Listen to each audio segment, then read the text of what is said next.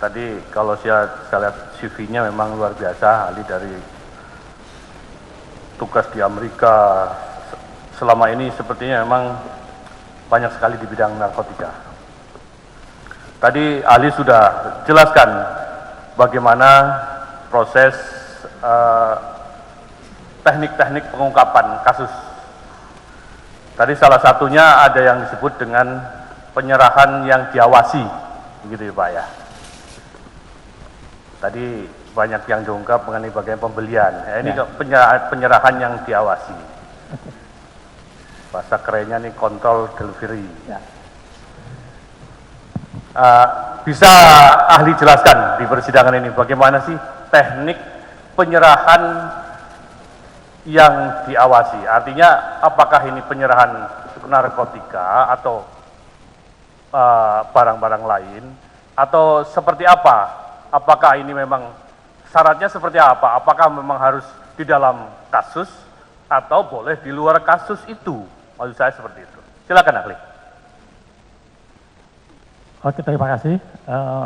Saya di sini akan menerangkan mengenai apa yang dimaksud dengan control delivery atau penyerahan yang diawasi. Ini adalah dua teknik tadi yang diizinkan oleh Konvensi PBB 1988 yang disebut dalam bahasa Inggrisnya undercover buy dan control delivery.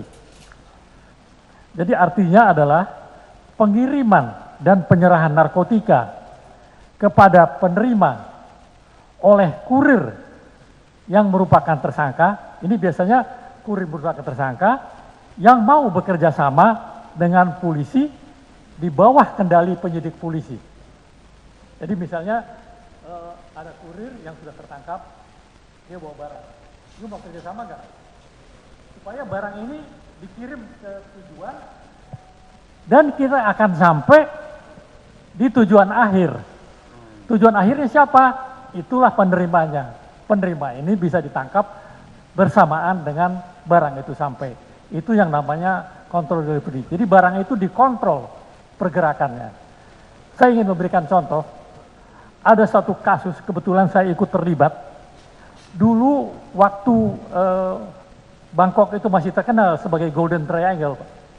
Semua pesawat yang berangkat dari Bangkok itu dicurigai kemana saja, Pak. Baik ke Eropa maupun ke Amerika. Jadi mereka pinter sindikat ini merubah rutenya dari Bangkok ke Jakarta, Jakarta ke Sydney, Sydney Jakarta, baru Jakarta Amsterdam. Nah ini counter delivery yang udah antar negara. Ini betul-betul suatu kerjasama yang harus dilakukan antar penegak-penegak hukum narkotika di negara-negara yang dilalui. Karena bisa terjadi juga negara yang dilalui ini mungkin orangnya mau pengen terkenal kan Pak, barangnya ditangkap kan, supaya bisa masuk TV gitu. Bisa terjadi, sehingga putuslah jalur yang ke penerima akhir. Jadi makanya control delivery ini kalau antar negara itu lebih sulit. Itu harus betul-betul kerjasama antar undercover agent yang ada di tiap negara. Tapi kalau yang sekarang berlaku di control delivery di Indonesia, ini umumnya adalah control delivery yang kita lakukan dengan perusahaan-perusahaan kargo yang ada di Indonesia, Pak. Kita pernah bekerja sama dengan JNE, kita pernah bekerja dengan DHL. Jadi waktu datang pertama, DHL kasih tahu, mereka kan punya alat scanning, Pak. Pak, ini barang narkotika, Pak. Jadi kita udah kasih tahu kan, barangnya ada. Jadi ini barang kita kawal, mau tujuannya kemana? Tujuannya ke Surabaya, Pak. Yang penerimaan alamatnya jelas? Jelas. Nah ini namanya control delivery. Barang ini dikontrol, sampai di tempat tujuan, orang yang ngambil ada, tangkap. Ini namanya control delivery. Itu kalau boleh saya ambil simpul sedikit, control delivery itu dilakukan dalam membangun kasus, dilakukan dalam kasus yang sama. Seperti itu. Artinya ya, dalam jaringan kasus rangkaian yang sama. Ya, kasusnya sudah jelas, barang narkotikanya jelas gitu. Kalau barang narkotikanya belum jelas kan kita kontrol apa yang mau kita kontrol gitu. Jadi control delivery ini maksudnya sudah jelas barangnya, kita bisa mengikuti, yaitu yang saya tadi cerita, kita pernah melalui 5 negara dan semua berhasil. Termasuk waktu sampai di Amsterdam, kita udah ingatkan, jangan ditangkap oleh polisi lapangan terbang. Biar barang ini mengalir dulu sampai di mana. Dari lapangan terbang ternyata barang ini bukan di kota Amsterdam, tapi ke kota kecil di luar Belanda. Dan kita tangkap, sehingga dengan control delivery ini tujuannya apa? Untuk menggulung. Jadi kita melihat back kembali siapa-siapa saja yang terlibat. Ya. Di Dalam Amsterdam, kasus itu di maksud Bangkok, di Jakarta, kita bisa nangkap semua. Itu yang digunakan. Mengapa teknik ini dipakai untuk control delivery? Ya, baik, ahli, bisa saya terima. Selanjutnya, mungkin ahli bisa disampaikan di persidangan yang mulia ini, ada istilah penjebakan.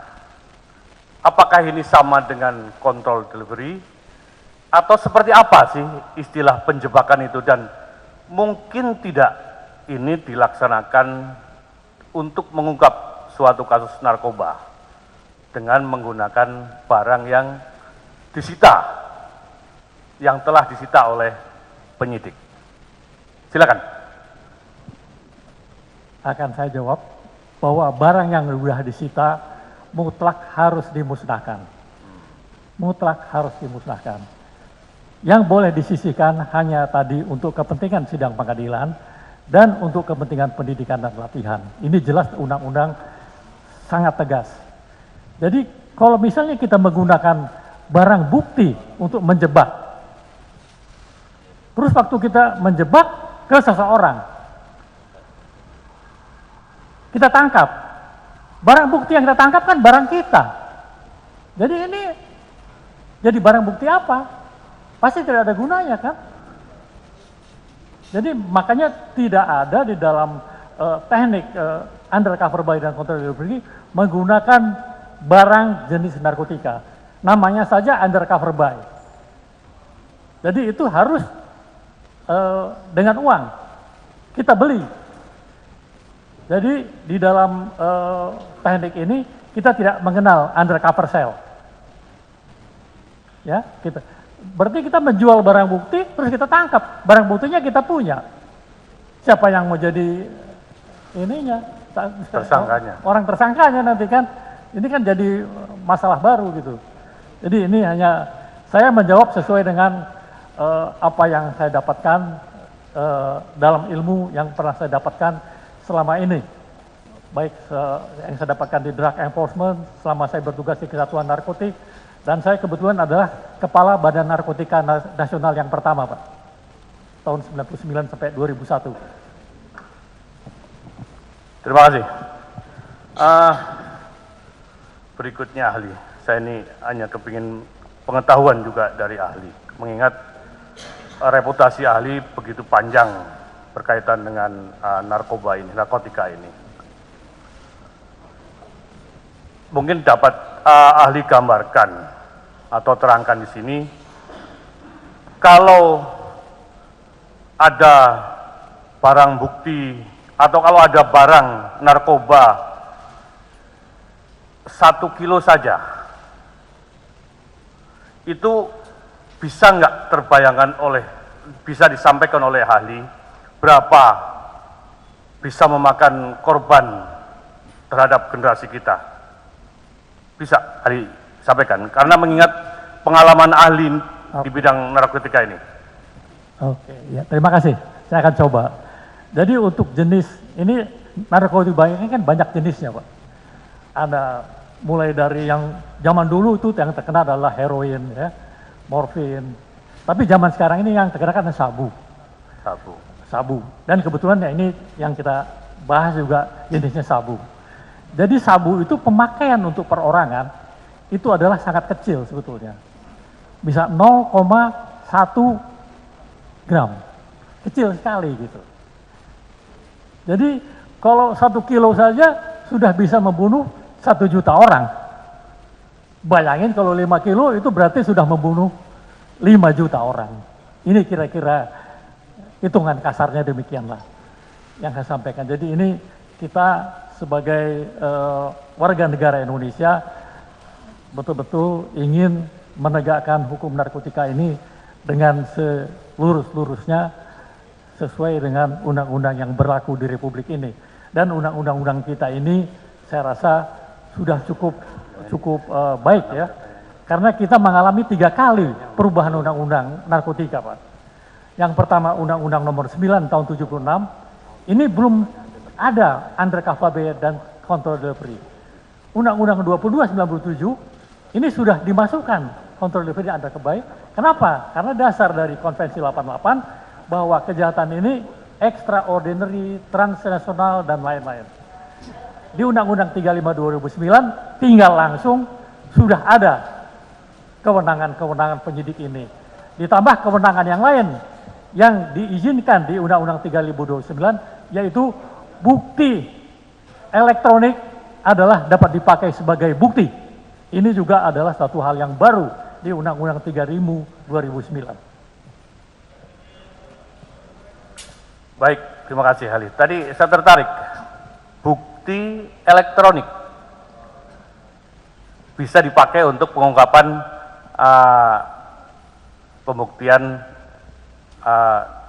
tindak pidana narkotika. Saya juga baca juga itu, kalau nggak salah di pasal 86 ya. Bisa ahli terangkan nih? Itu bisa Pak. Silakan. Itu menurut Undang-Undang 3000 2009 ini adalah satu hal yang sangat spesifik. Karena mulai dari Undang-Undang 9 tahun 76, kita penyidik itu sudah boleh menyadap Pak. Undang-Undang 2097 penyidik sudah boleh menyadap. Tapi 35 2009 bukan hanya menyadap, semua bukti elektronik bisa dipakai sebagai bukti. Dan ini sudah dibuktikan beberapa kali sidang pengadilan, dan ini berhasil semua. Termasuk capture di WhatsApp itu, apakah itu juga bisa dipakai untuk alat bukti di tindak pidana narkotika ini? Karena ada kadang-kadang orang mengirim pesan lewat WhatsApp terus dibaca itu bisa. Mungkin yang bisa menjelaskan itu saksi ahlinya ya. Kalau saya mungkin nanti bidang elektronik ada ahlinya sendiri. Iya. Tapi yang terang bukti ini sudah dipakai di Undang-Undang 35 2009. Oke. Baik, Cukup? majelis ada yang lain? Masih ada? Oh, salah juga. Saudara ahli, jelas ya suara saya ya? Hadap ke sini aja Pak. Hadap Ahli, hadap ke sini aja. Hadap ke Ahli, hakim hadap saja. kemari. Silakan. Kalau nanti kurang jelas, infokan biar diperjelas. Silakan penuntut umum. Tadi saudara ahli jelaskan terkait adanya surat perintah terkait undercover buy. Nah, surat perintah tersebut apakah ada tenggang waktunya dalam melakukan undercover buy atau under control delivery? Coba saudara ahli jelaskan. Izin saya menjawab, surat perintah itu hukumnya adalah wajib untuk kasus-kasus counter delivery dan undercover buy. Dan itu harus dibuat oleh, kalau tadi di Undang-Undang 2022 tahun 97, malah itu lebih tegas sekali. Langsung Kepala Kepolisian Republik Indonesia. Tapi di sana di bawah disebutkan, atau pejabat yang ditunjuk. Jadi mungkin dari Kapolri ke Kabareskrim gitu kira-kira. Jadi kalau misalnya di level Polres, itu yang tekan harus Kapolres. Tapi kalau Kapolres yang berangkat, itu yang tekan harus Kapolda. Iya. Kalau Kapolda yang berangkat, yang tekan harus Kapolri. Ini kira-kira satu tingkat di atasnya. Itu. Apakah surat perintah yang diterbitkan pada tahun yang sebelumnya dapat digunakan pada saat kegiatan undercover buy atau undercover delivery control di yang sekarang? Jadi surat perintah khusus untuk undercover buy dan control delivery itu adalah sangat spesifik. Harus disebutkan secara limitatif. tugasnya adalah untuk melakukan undercover buy atau untuk melakukan control delivery. Jadi kalau itu ngambang surat perintahnya, itu bisa disalahgunakan oleh para penyidik. Apakah surat perintah yang diterbitkan tadi dapat dibuat setelah kegiatan undercover buy dan under delivery control tersebut dilakukan? Kegiatannya terlebih dahulu, baru surat perintahnya diterbitkan. Boleh atau tidak? Saya rasa kalau untuk undercover buy dan control delivery itu adalah suatu kegiatan narkotika yang sangat berencana. Itu bukan suatu kegiatan yang ujuk-ujuk datang mendadak. Mungkin kalau surat perintah penangkapan, orang tertangkap tangan itu bisa belakangan gitu ya. Tapi khusus untuk control delivery dan undercover buy, itu adalah suatu kegiatan dari penyidik yang sangat sudah direncanakan. Jadi itu harus dilengkapi. Jadi kalau terjadi hal-hal misalnya terjadi di lapangan, ada dua agen yang sama dengan sasaran yang sama, semua sama-sama dengan punya surat perintah. Sehingga ini tidak akan terjadi benturan. Dan bukan hanya di kita, di luar negeri juga demikian. Jadi antara drug enforcement dengan FBI itu bisa terjadi. Jadi mereka dilengkapi dengan surat perintah. Saudara ahli, apakah pada saat dilakukan penangkapan terhadap diri tersangka yang merupakan satu jaringan atau satu sindikat, dia harus ditemukan adanya barang bukti pada dirinya? Coba saudara jelaskan sesuai dengan keahlian saudara. Ini pertanyaan cukup menarik ya. Bahwa setiap penangkapan narkotika itu harus barang bukti pada dirinya. Saya ulangi, bahwa untuk bandar-bandar besar, kebetulan saya dinas di Meksiko Pak, jadi di sana kartel-kartelnya Sinaloa segala bentuk besar. Jadi yang namanya bandar itu tidak pernah barang bukti ada padanya, dan tidak pernah kalau dites urinnya positif, tidak akan pernah. Karena namanya juga bandar itu bergerak di balik layar semua. Jadi itu jangan merupakan satu patokan bahwa orang harus ditangkap barang bukti padanya, nggak perlu. Yang penting itu tadi, bukti elektroniknya mendukung nggak? Bukti jaringan, apa email, apa telepon, apa segala macam, itu bisa diketahui. Oh, semua titiknya ke sini nih. Itu yang sehingga bisa akan terjadi. Apakah, ini baik lagi ke surat perintah. Surat perintah tersebut tadi saudara ahli sampaikan bahwasanya sifatnya limitatif. Apakah misalkan seorang Kapolres diberikan surat perintah itu mencakup di wilayah dia menjabat saja, atau dia dapat melakukan undercover buy atau undercover delivery control di wilayah lain? Nah, coba saudara jelaskan. Jadi dalam keadaan mendesak, mungkin bisa saja apakah Polres itu masuk ke daerah hukum di Polres lain, bisa terjadi. Tapi secara etis harusnya dia melaporkan kepada Kapolres setempat. Saya ada tugas surat perintah, saya mohon bantuan anggota. Malah bisa dibantu oleh anggota yang ini. Kalau dia bergerak sendiri atau ditangkap lagi oleh yang Polres lokal, ini kan jadi masalah gitu. Jadi ini ada etika-etika juga di dalam organisasi ya, yang harus dilakukan oleh kesatuan-kesatuan kita. Ya. Tapi biasanya kalau ada surat perintah dari satu Kapolda masuk ke Polda lain, Kapolda akan telepon juga. Kami mengirim anggota sekian orang untuk melakukan penangkapan. Mohon dibantu. Karena penangkapan di daerah tertentu juga kadang-kadang bukan suatu hal yang mudah. Dan mengirim anggota dari daerah kita sendiri juga jumlahnya terbatas. Jadi kita bisa memanfaatkan anggota dari daerah di mana yang kita akan lakukan penangkapan. Demikian.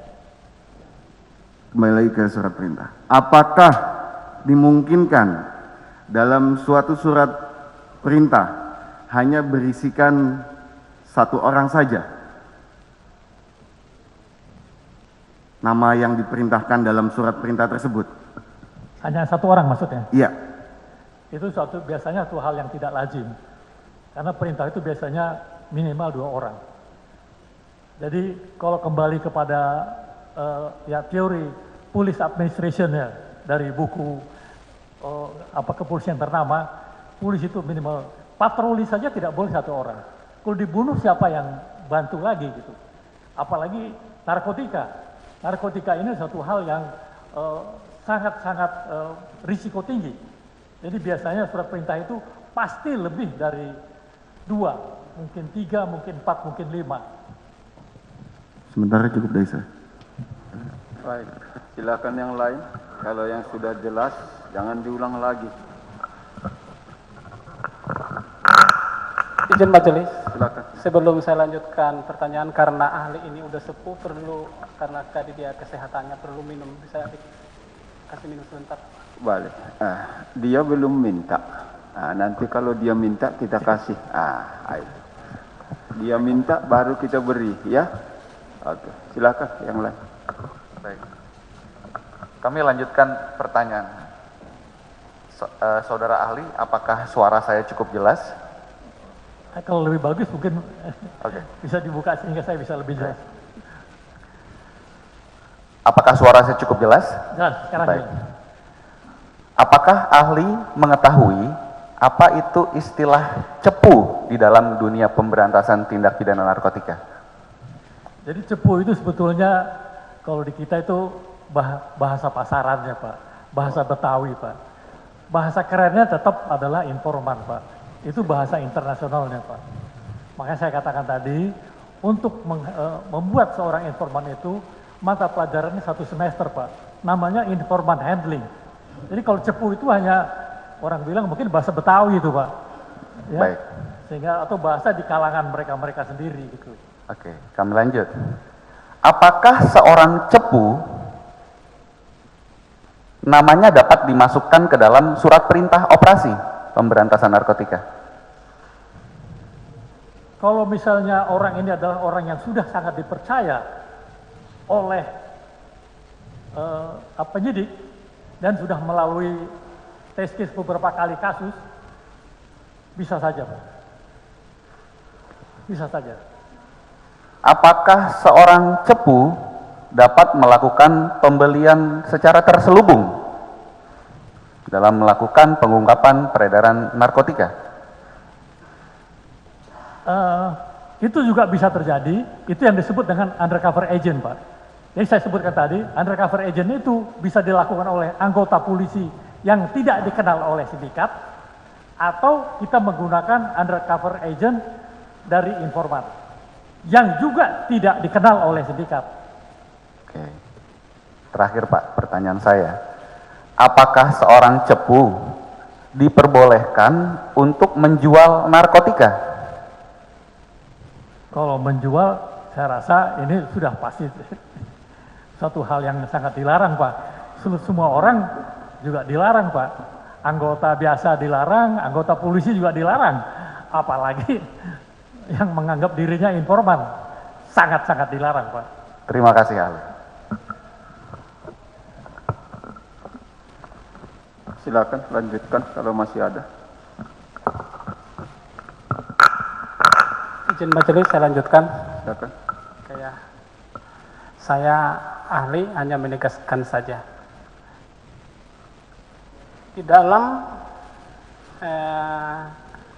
undercover buy, pertanyaan saya terhadap undercover ini, apakah barang bukti yaitu narkotika itu penyidik yang menyediakan, atau barang atau narkotika itu bisa diambil dari perkara lain? Jadi ini langsung dua ini. Ketika melakukan undercover buy, itu barang buktinya itu penyidik yang menyediakan narkotikanya, atau kebalikannya, penyidik itu posisinya hanya yang menyediakan uang. Namanya saja sudah undercover buy, Pak. Ya. Jadi penyidik yang harus menyediakan uang. Itu penyidik menyediakan uang. Kalau barang buktinya tadi, penyidik yang menyediakan narkotikanya, bagaimana? Kalau menyediakan barang bukti berarti ya penyidiknya nggak benar itu, Pak. Oh, penyidiknya nggak benar. Jadi nggak benar. Oh. Toh nanti kalau misalnya yang dipakai barang bukti, terus dipakai ke orang yang akan kita tangkap, barang bukti yang tertangkap adalah barang bukti kita. Oke, benar. Oke. Terus kembali ke undercover buy tadi. Sebagaimana penjelasan ahli tadi, itu barang bukti itu bisa dilakukan, undercover buy itu bisa dilakukan berkali-kali. Maksud dilakukan berkali-kali itu apa dalam satu peristiwa perkara atau perkara di luar peristiwa yang saya maksud tadi. Yang pertama, jadi saya ulang ya, dalam undercover buy ahli mengatakan bisa dilakukan berkali-kali. Masuk berkali-kali itu, apakah itu dalam rangkaian satu peristiwa pidana atau bukan, tapi adalah peristiwa pidana lain? Tolong dijelaskan ahli. Saya akan coba jawab bahwa undercover buy itu adalah bagaimana kita mengadakan suatu pembelian terselubung. Jadi ini adalah satu teknik yang diizinkan, ya kan, oleh undang-undang kita, bahwa penyidik itu diizinkan membeli barang itu untuk mengetes sebetulnya. Mengetes. Orang ini punya barang enggak sih? Atau dia hanya bohong? Ya. Kita beli dulu 1 gram. Oke. Mungkin besok kita coba, saya mau beli 10 gram ada enggak? Ternyata masih ada. Besok kita coba lagi, saya mau beli 1 kilo. Barang ada. Nah, sekarang bergantung penyidik. Mau ditangkap setelah barang bukti berapa kilo?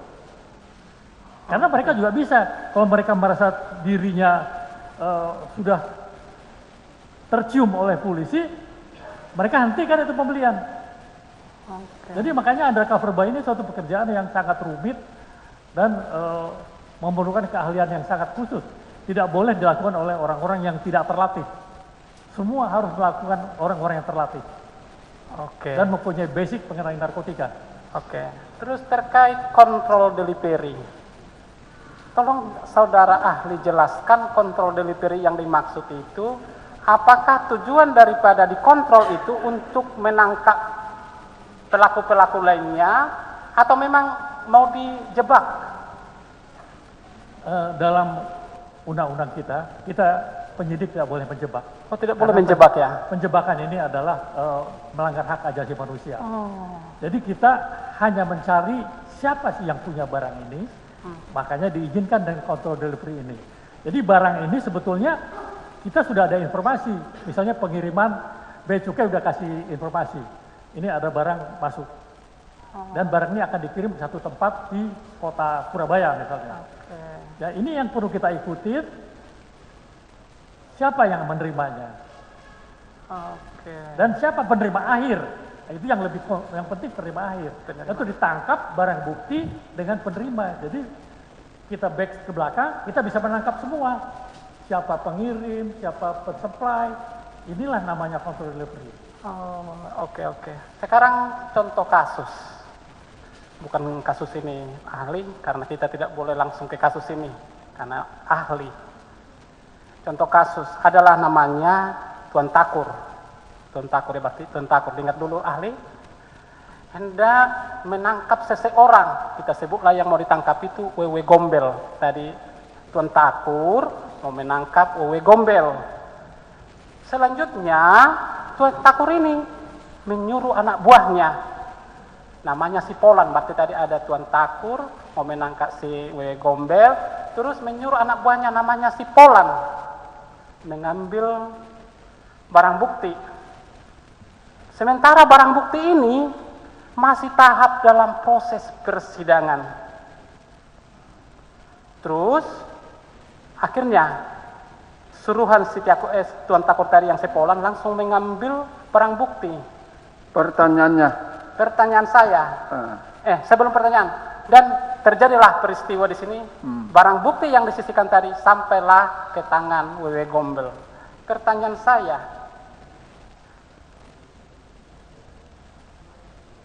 menurut ahli, apakah cara penangkapan terhadap WW Gombel oleh Tuan Takur tadi dengan melibatkan si Polan itu udah sesuai dengan mekanisme yang diatur oleh Undang-Undang Narkotika?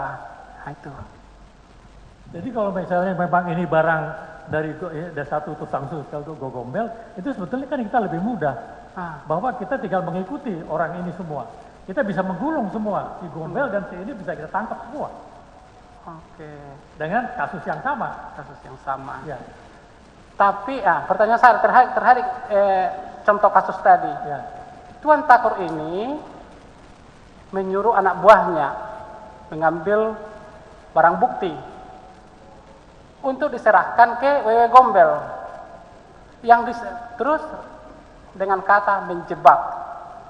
Ini barang bukti yang masih tahap persidangan. Kalau menurut diperbolehkan tidak, menurut Undang-Undang Narkotika diperbolehkan enggak menggunakan barang bukti ini yang bukan rangkaian kasus terhadap yang masih di persidangan ini menangkap WW Gombel? Kalau barang bukti yang dipakai saya rasa ya sangat salah gitu ya. Jadi itu tidak lazim dan tidak diizinkan. Memancing, memakai barang bukti itu satu hal yang sangat tidak lazim dan tidak pernah dilakukan oleh para penyidik kita. Belum pernah dilakukan ya, Kang? Belum pernah ada. Sampai sekarang ini Bapak kan pernah menjadi Kepala BNN Nasional. Ya. Mungkin referensi, literasi kasus pasti banyak yang sudah Bapak ketahui. Seperti kasus yang saya sebutkan belum pernah terjadi ya? Belum pernah terjadi. Contoh kasus lagi. Ini terkait Tuan Takur tadi. Di sinilah kan saya sudah terangkan tadi kasusnya. Sekarang di dalam kasus yang saya sampaikan tadi itu jelas ada peran materialnya. Peran daripada Tuan Takur menyuruh si Polan mengganti BB, mengantarkan ke WW Gombel, dan hasil setelah diantar ke WW Gombel jual, ada uang, diberikanlah uang ini kepada si Polan. Nah, sampai di situ dulu. Pertanyaan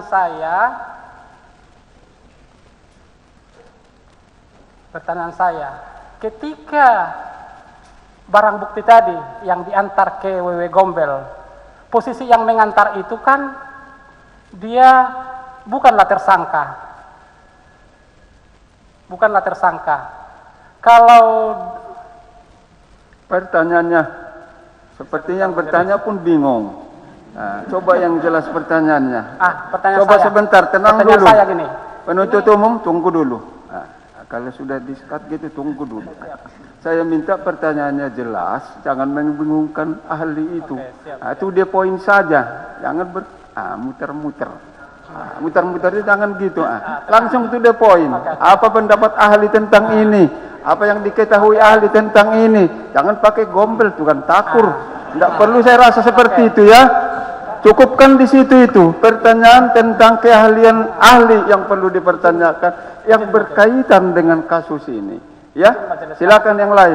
Izin majelis karena kita tidak bisa menyebut orang di sini, jadi kita analogi kasus lain. Tanya pendapatnya. Oke, siap. Apakah dengan peran-peran yang saya sebutkan tadi, ada nama Tuan Takur dengan perannya, si Polan, itu apakah sudah masuk kepada unsur-unsur yang dimaksud, kan Bapak tadi bilang ahli pidana narkotika, itu udah masuk dalam rangkaian pasal 114 ahli atau bagaimana? Pendapat ahli. Itu semua masuk, Pak. Masuk ya? Semua masuk. Karena barang bukti itu kan sempat ada padanya ini juga. Ya. Jadi tinggal kita pilih mau pasal 111, 112, 113, 114. Masuk ya? Masuk. Masuk. Terima kasih ahli. Siapa?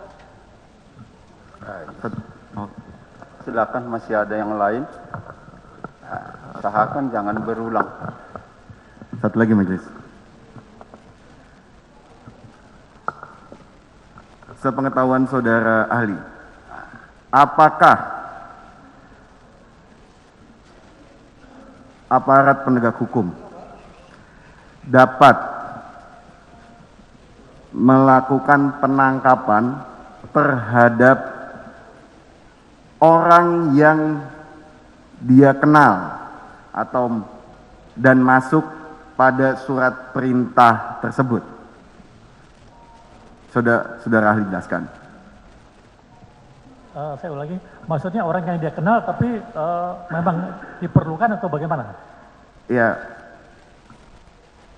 dalam surat perintah ada beberapa nama, termasuk tadi saya sambung bahwasanya ada, tadi kan sempat saudara ahli sampaikan, sipil pun boleh masuk. Nah, apakah dalam surat perintah tersebut boleh kita yang masuk dalam surat perintah tersebut melakukan penangkapan terhadap orang sipil tersebut? Jadi orang yang masuk di dalam surat perintah Sipil. melakukan penangkapan, Kita APH-nya melakukan penangkapan sama dia, sama si sipil tersebut. menangkap sendiri maksudnya? Iya, karena dia yang melakukan kegiatan atau kegiatannya tidak sesuai dengan surat perintah, atau dapat disimpulkan si sipil tersebut melakukan yang di luar surat perintah tersebut. Mungkin diberikan contoh ya kegiatannya apa atau kejahatannya apa? Undercover buy atau undercover delivery control. Kegiatannya seperti itu.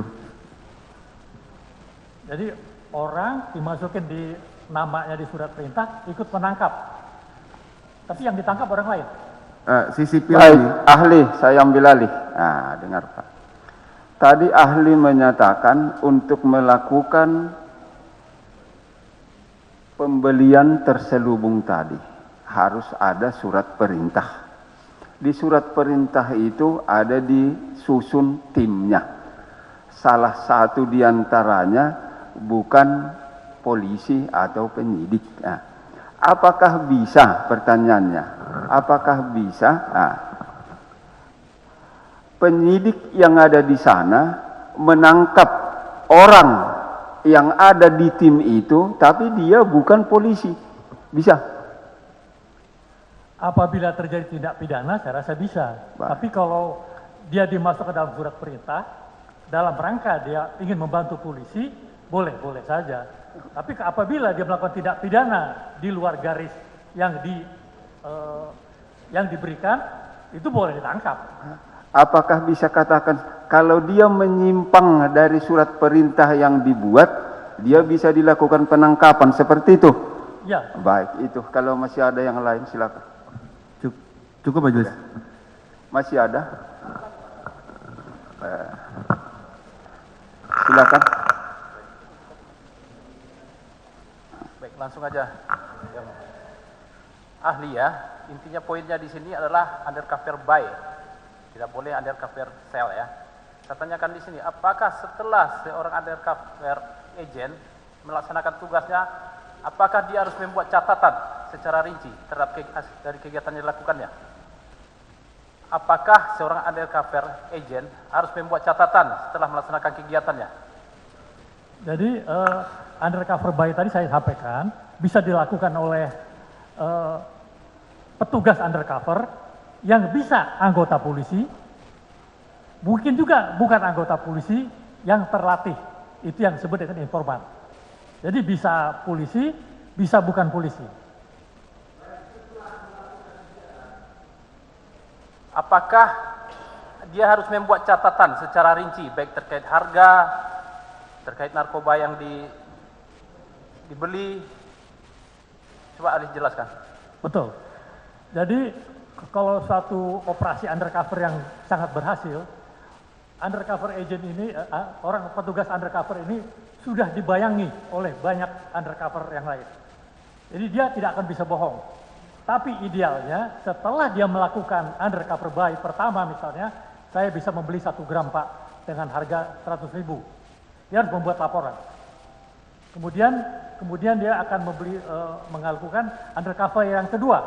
Itu bisa juga. Dia harus bikin laporan kembali. Tapi idealnya dalam satu undercover operation itu juga semua petugas ini akan membackup orang-orang ini. Karena apabila dia dibunuh di sana, ini petugas akan turun segera. Itu yang idealnya undercover buy operation yang bagus gitu ya. Betul. Baik, masih ada dari penuntut umum? Baik.